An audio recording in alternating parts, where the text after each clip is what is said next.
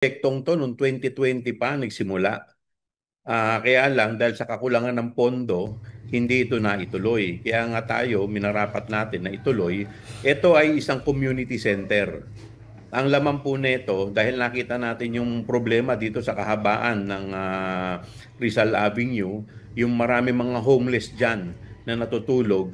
Kaya dito sa community center na to, nung nakaraang administrasyon, tayo ay nakipag-ugnayan sa City Hall at nabuo po namin itong programang ito, itong proyektong ito, kung saan ang kasama po dito ay isang halfway house, kung saan yung mga homeless na natutulog sa kalye ay po pwede dong matulog sa gabi, may paliguan, may toilet sila, may kitchen soup. So bukod po dito, meron din itong dialysis center na unit. Meron din po itong para sa mga senior citizen, may daycare center, may naglagay rin po tayo dito ng permanent office ng district representative. So kahit na hindi na ako ang representative, meron na talagang district representative na opisina nasa gitna o nasa sentro ng Santa Cruz. At meron din po dito mga recreational center.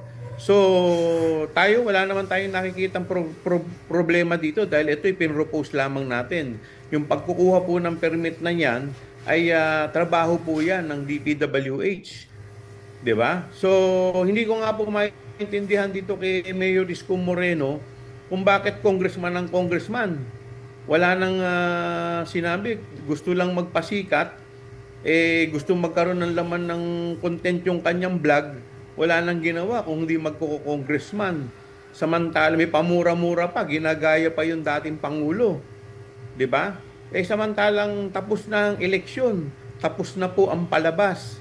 Dapat kami po ay nag-iisip ng mga programa na makakatulong sa aming mga kadistrito at sa lungsod ng Maynila. Ito po ay isang makabuluhang programa at ang makikinabang po nito ay ang aming distrito at ang lungsod.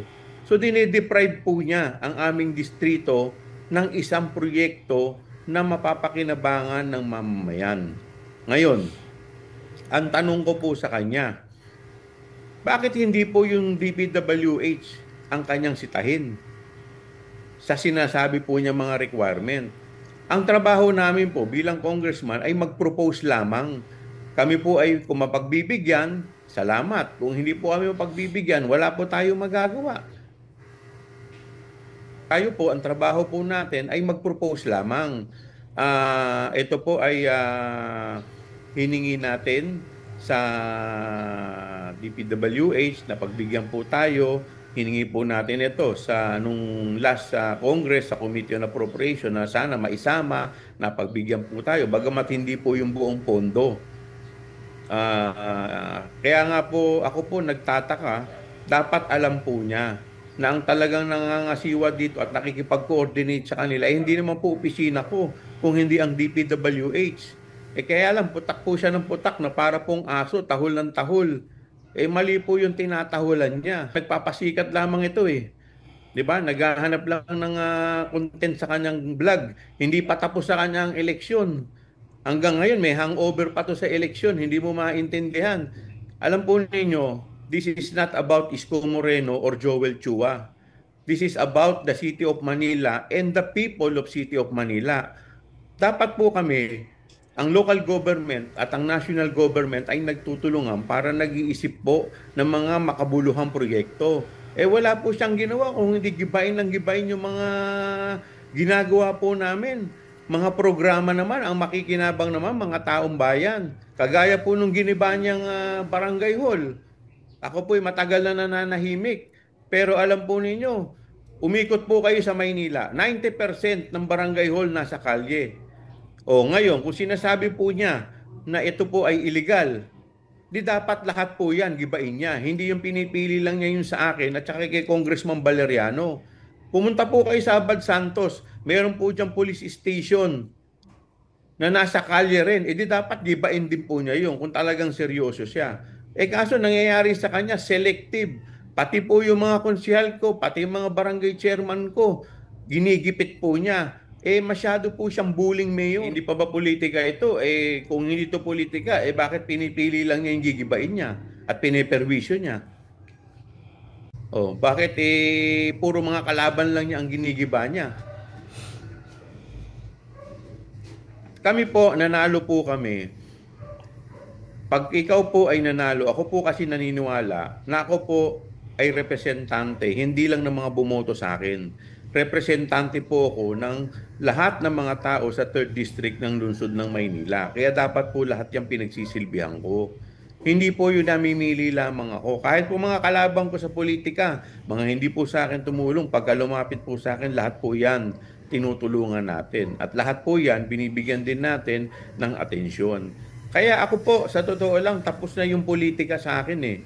Kaya kung mapapansin po ninyo, 2 buwan, lahat ng atake niya sa akin, hindi po ako nagsasalita.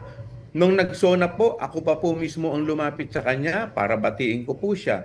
2 beses ko na po nilalapitan yan para batiin. Kaya alam po siya, hindi pa po, may hangover pa po to sa politika. Kaya po hanggang ngayon kinokopya pa niya yung dating Pangulo, pamura-mura pa. Kaya ay magkakampi. Ganyan din po kaya ang gagawin niya. Kung bakit dati nung nilagyan niya nung dating congressman ng mga paano naman magagawa ng proyekto yan kung hindi babaklasin? Paano ka makakapagpatayo ng multipurpose na building diyan kung hindi babaklasin yan? So bakit dati hindi siya pumapalag? Nakapaskil pa diyan na pagkalaki-laki yung tarpaulin. Noong 2020. Bakit hindi siya nagre-react? Kasi kakampi niya dati yung congressman. Alaman dyan national government po yan Kung meron man pong magbabaklas dyan, kung may mga hihingi po ng permiso, dapat yung DPWH, sila po ang dapat na magkaroon ng ugnayan, ang national at saka ang local government. Dahil yan po ay pondo po ng national government at yan po ay nasa GAA.